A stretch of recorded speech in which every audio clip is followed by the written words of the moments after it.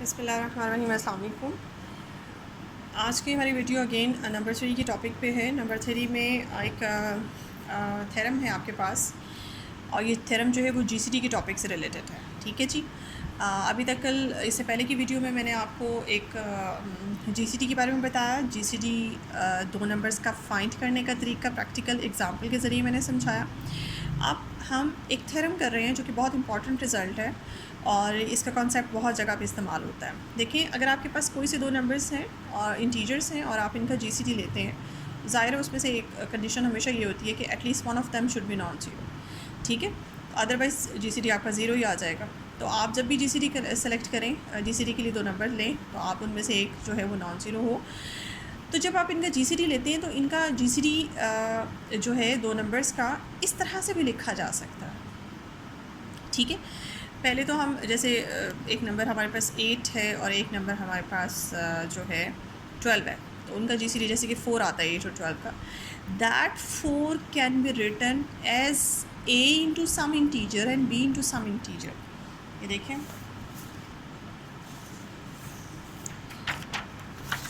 जैसे आप कहते हैं कि 8 और 12 का जीसीडी जो है वो आप कहते हैं 4 आता है, तो इस 4 को वो कहते हैं कि 8 into some integer plus 12 into some integer y, इस तरह करके लिखा जा सकता है। ठीक है, अब ये कैसे पॉसिबल है? पॉसिबल है, बिल्कुल है। अगर आप x की जगह यहाँ पे, अगर आप y की जगह यहाँ सेलेक्ट करें, मिसाल के तौर पे 1, और x की जगह आप -1 सेलेक्ट कर लें, तो 12 में से जब आप 8 माइनस करते हैं तो आपके पास 4 ही आता है। ठीक है, तो ये तो मैंने खैर आपको एक एग्जांपल लेके समझाई। अब ये x और y जो है ये आपने कहाँ से लेने, ये इंटीजर है, ये पॉजिटिव इंटीजर्स भी हो सकते हैं, नेगेटिव इंटीजर भी हो सकते हैं। According to the suitability of this equation इनकी वैल्यू कुछ भी हो सकती है। सो ये मैंने आपको एक वैसे करके दिखाया, लेकिन ये रिज़ल्ट बहुत इंपॉर्टेंट है। आपने इस रिज़ल्ट को इस्तेमाल करना है और फिर इसको हम प्रैक्टिकल अपने क्वेश्चन पर भी अप्लाई करेंगे। जैसे मैंने आपको इससे पहले जीसीडी लेना सिखाया कि दो नंबर्स थे और दो नंबर्स का जीसीडी लेना सिखाया, और मैं आपको फिर ये भी प्रैक्टिकली एग्जांपल से दिखाऊंगी, प्रूव करके दूंगी, ये चेक करना सिखाऊंगी कि आप किस तरह से जीसीडी को इस फॉर्म में लिख सकते हैं। अब इस फॉर्म के ऊपर गौर करें, this is the linear combination of A and B, just ऐसे जैसे ए और बी का लीनियर कॉम्बिनेशन है। ठीक है, तो यहाँ इसको भी सीखेंगे एग्जाम्पल के थ्रू कि कैसे जीसीडी को, दो नंबर्स के जीसीडी को उन दोनों नंबर्स के लीनियर कॉम्बिनेशन में लिखा जा सकता है। लेकिन फ़िलहाल इसका प्रूफ करते हैं। अच्छा जी, इसका प्रूफ आपके सामने है। आपने ये शो करना है कि इसका जीसीडी जो कि ऐसे लीनियर कॉम्बिनेशन के फॉर्म में लिखा जा सकता है। तो इसके लिए आपने देखिए स्टार्ट कैसे किया। आपने एक सेट लेट किया अपने पास से, जिस सेट के अंदर कुछ पॉजिटिव नंबर्स पड़े हुए हैं। अब वो पॉजिटिव नंबर्स जो सेट ऐसे, ये देखिए इसके अंदर इस टाइप के पॉजिटिव नंबर्स पड़े हुए हैं। ये देखें, ए कौन है, या आपने क्वेश्चन के स्टेटमेंट में ए और बी कोई से दो इंटीजर सेलेक्ट किए हुए जिनका जीसीडी आपने फाइंड करना है इस फॉर्म में। तो आपने उन्हीं के देखें लीनियर कॉम्बिनेशंस बना के, ए और बी के linear combinations with respect to the integer U and integer V, आपने कोई से दो इंटीजर सेलेक्ट किए और आप इस तरह से ए और बी से मल्टीप्लाई करें। मल्टीप्लाई करने के बाद उन्हें सम कर लें, तो ये जो लीनियर कॉम्बिनेशन आपका बनता है, ये इस तरह का लीनियर कॉम्बिनेशन बनना चाहिए कि ये पॉजिटिव हो, आंसर पॉजिटिव दे हर हाल में। क्योंकि आप जब इंटीजर्स पुट करेंगे तो कुछ नेगेटिव इंटीजर्स भी होंगे, मे बी कुछ का आंसर पॉजिटिव आए, कुछ का आंसर नेगेटिव आए। आपने सिर्फ वो नंबर्स सेलेक्ट करने हैं इस तरह की फॉर्म में बनाने के बाद, वो आपने लीनियर कॉम्बिनेशन यहाँ से सेलेक्ट करने हैं जो आपको फाइनली आंसर जो है वो पॉजिटिव देते हैं। ठीक है, और वो सारे पॉजिटिव नंबर्स इस तरह की लीनियर कॉम्बिनेशन की फॉर्म में उठा के आपने एस में डाल दिए। अब एस के ऊपर थोड़ा सा वर्किंग करते हैं, उसके बाद देखते हैं। एस के ऊपर मैंने वर्किंग की तो देखें, एस के ऊपर मुझे पता चला कि बज़ाहिर तो यहाँ ए, ऐसा लगता है कि इस सेट एस के अंदर ए मौजूद नहीं है। ठीक है, और ना ही लगता है कि जैसे बी इसके अंदर है।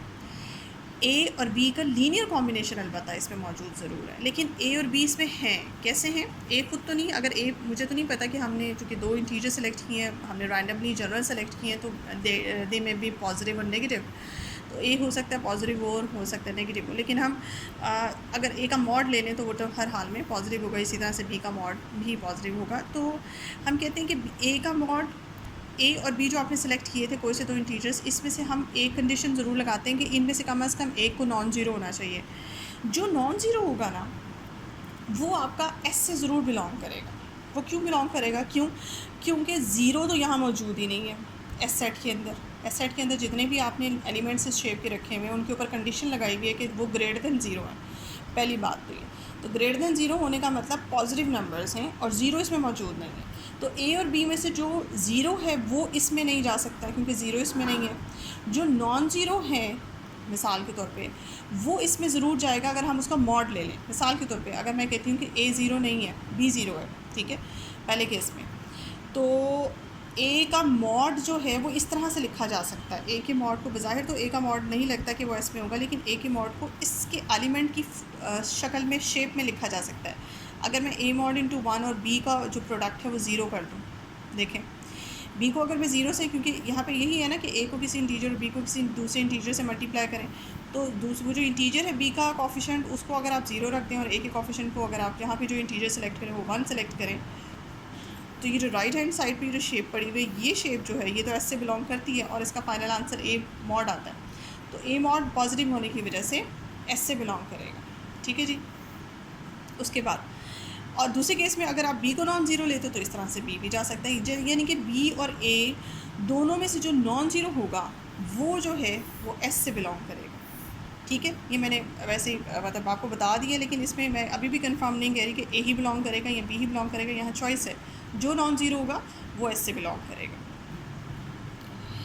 अब यहाँ पे वेल ऑर्डरिंग प्रॉपर्टी या well ordering principle of a set की हम अप्लाई करेंगे। वेल ऑर्डरिंग प्रॉपर्टी क्या होती है किसी भी सेट की, या प्रिंसिपल क्या होता है कि एक सेट, कोई भी अगर आप एक सेट लेते हैं नेचुरल नंबर का, तो उसका एक एलिमेंट ऐसा ज़रूर होता है जो कि लीस्ट होता है।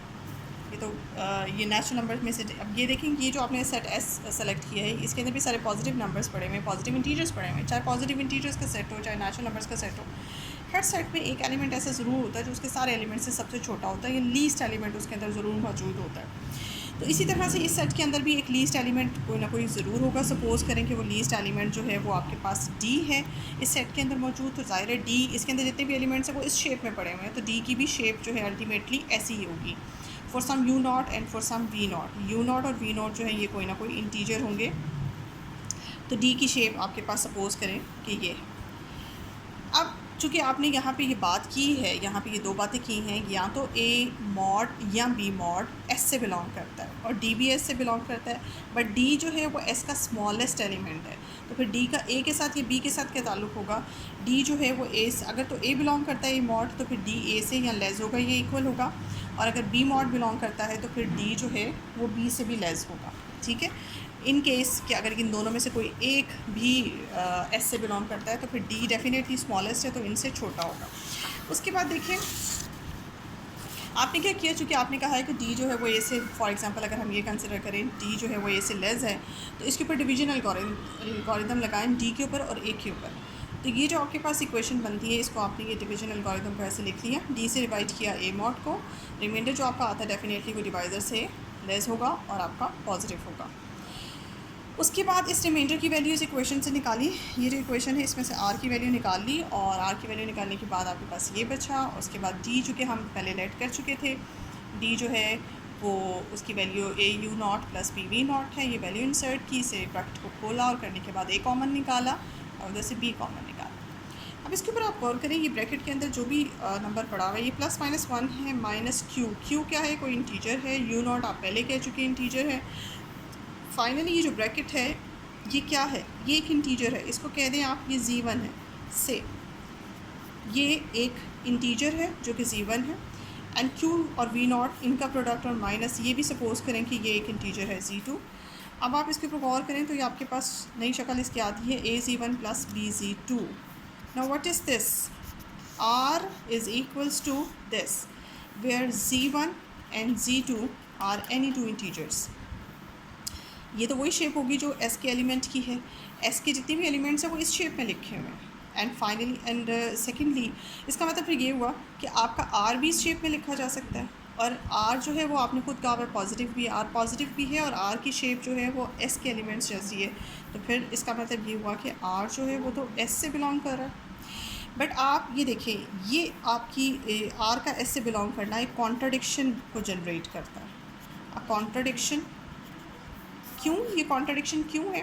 क्योंकि देखिए आपने कहा हुआ आर जो है वो रिमाइंडर था, वो डी डिवाइज़र था, आर डी से छोटा है। जब आप ये कहते हैं कि एस के अंदर सबसे छोटा एलिमेंट, एस सेट के अंदर सबसे लीस्ट एलिमेंट डी है, तो डी से छोटा कोई एलिमेंट एस में मौजूद नहीं है, तो ये बात कॉन्ट्रडिक्शन जनरेट करेगी, क्योंकि आप ये कह चुके हैं कि डी आर जो है वो डी से लेस है और आर एस में चला जाता है, यानी कि डी से भी लेस कोई एलिमेंट एस में चला जाता है। तो ये आप ही की सपोजिशन के अगेंस्ट बात आएगी, तो यहाँ से कॉन्ट्रडिक्शन जनरेट होती है। अब इस चीज़ को कैसे समाप्त किया जाए? इस चीज़ को ऐसे समाप्त करते हैं हम। देखिए हमने यहाँ पे कहा था कि आर हमारा कोई पॉजिटिव इंटीजर है, ठीक है। अब अगर हम इस केस में आर को हम ज़ीरो लेट कर लें, फॉर एग्ज़ाम्पल हम ये कहें कि जब मैं डी को ए को डी से डिवाइड करती हूँ तो मेरे पास रिमाइंडर ज़ीरो आता है, ठीक है। तो रिमाइंडर अगर ज़ीरो आता है तो फिर इसका मतलब है आर ज़ीरो हुआ। आर को ज़ीरो लेट करने से ये सारी बात जो है यहाँ पे कवर हो जाती है कि डी से छोटा कोई एस में अगर एलिमेंट मौजूद हो सकता है, एस में तो एस में अगर चला जाता है तो यहाँ से जो हमें प्रॉब्लम क्रिएट हो रही है वो प्रॉब्लम का सलूशन सिर्फ एक है कि अगर हम आर को ज़ीरो कंसिडर कर लें, क्योंकि आर की वैल्यू देखिए हमने कहा था या तो ज़ीरो है या पॉजिटिव है। तो पॉजिटिव अगर हम इसे कंसिडर करते हैं, इनके ज़ीरो से बड़ा अगर हम कंसिडर करते हैं तो हमें प्रॉब्लम आता है। तो एक ही ऑप्शन है कि आर को फिर ज़ीरो ही कंसिडर कर लेते हैं। तो आर अगर ज़ीरो हो जाता है तो फिर ये इक्वेशन आपकी कैसे रीफॉर्म होती है? आपकी इस इक्वेशन में आप देखें आपके पास बनता है a is equals to d q, a is equals to d q बनता है, यानी कि आपके पास ए जो है वो प्रोडक्ट ऑफ डी आया। इसी तरह से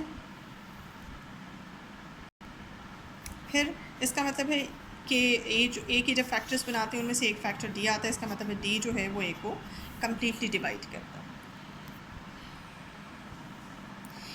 अच्छा, ये सारे वर्किंग हमने की है, ये सारी वर्किंग हमने स्टार्ट की थी यहाँ से, जब मैंने डी को ए को डी से डिवाइड किया था। लेकिन इससे पहले मैं आपको बता चुकी हूँ कि हम ये भी कंसिडर कर सकते हैं कि डी आपका जो है वो यहाँ से हमने स्टार्ट किया था ना कि डी जो है वो ए से लेस एलिमेंट है या बी से भी लेस हो सकता है, लेकिन हमने इसमें ए और डी का रिलेशन पहले बनाया। डिवीजन एल्गोरिदम हमने ए और डी के ऊपर बनाया। यही डिवीजन एल्गोरिदम अगर आप डी और बी के ऊपर बनाएं तो वहाँ से आप रिज़ल्ट निकालेंगे। सिमिलरली यही काम दोबारा किया जाए तो आपका ये रिज़ल्ट निकलेगा कि डी जो है वो बी को भी डिवाइड करता है। अब डी जो है आपका ए को भी डिवाइड कर रहा है और डी जो है वो बी को भी डिवाइड कर रहा है। It look likes that D is a GCD, लेकिन जीसीडी के लिए डी अगर डी जीसीडी बनना चाहता है तो डी को दो कंडीशन सेटिस्फाई करनी है। एक कंडीशन तो यहाँ हो गई कि डी जो है ए और बी को साइमल्टेनियसली डिवाइड कर रहा है। दूसरी कंडीशन ये है कि अगर कोई और इंटीजर साइमल्टेनियसली ए और बी को डिवाइड करेगा तो वो आपके इस डी से लेस होगा, ठीक है। तो वो जो सेकंड कंडीशन का काम है वो हम इसमें प्रूव करते हैं।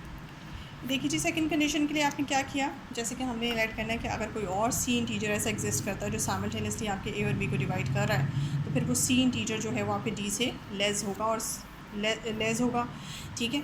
ये देखें, अगर आप कहते हैं कि सी ए को डिवाइड करता है और सी बी को भी डिवाइड करता है, जो मैंने स्टार्ट में अपने पहले लेक्चर में आपको कुछ थ्योरम्स बताए थे नंबर 3 से, छोटे छोटे से रिजल्ट्स थे कि देखिए अगर सी ए को डिवाइड करता है तो ए के हर मल्टीपल को डिवाइड करेगा, ठीक है। और इसी तरह से सी अगर बी को डिवाइड करता है तो बी के हर मल्टीपल को डिवाइड करेगा। इसका मतलब ये हुआ कि यहाँ पे हम कह सकते हैं कि सी जो है वो ए इंटू यू नॉट अगर कोई भी इंटीजर हो तो ए के इस मल्टीपल को भी डिवाइड करेगा, एंड सी जो है वो फिर बी के भी हर मल्टीपल को डिवाइड करेगा। और सी अगर इन दोनों को डिवाइड करता है तो इनके सम को भी डिवाइड करेगा। ये छोटा सा थ्योरम है जो कि मैंने आपको फर्स्ट अपने लेक्चर में ये सारे बताए थे, नंबर 3 का जो फर्स्ट लेक्चर था, उसी थ्योरम को हम यहाँ पे इस्तेमाल करें। अब ये जो वैल्यू बनती है ये तो डी की वैल्यू है, तो इसका मतलब है आपका ये सी जो साइमल्टेनियस डिवाइज़र है ए और बी का, वो डी को भी डिवाइड कर रहा है। तो डी का इसके साथ क्या रिलेशन हुआ, एक नंबर जो डी को डिवाइड कर रहा है डेफिनेटली वो या तो डी के इक्वल होगा या डी से लेस होगा। सो ये नंबर आपका डी से लेस देन इक्वल आ जाता है। तो डी आपका यहाँ पे डी भी यही करेक्टर सेटिस्फाई करता है, साइमल्टेनियस डिवाइज़र है ए और बी का और सी भी है, लेकिन सी जो है वो छोटा है, तो फिर डी ऑटोमेटिकली आपका GCD बन जाता है। हैंस प्रूफ जी।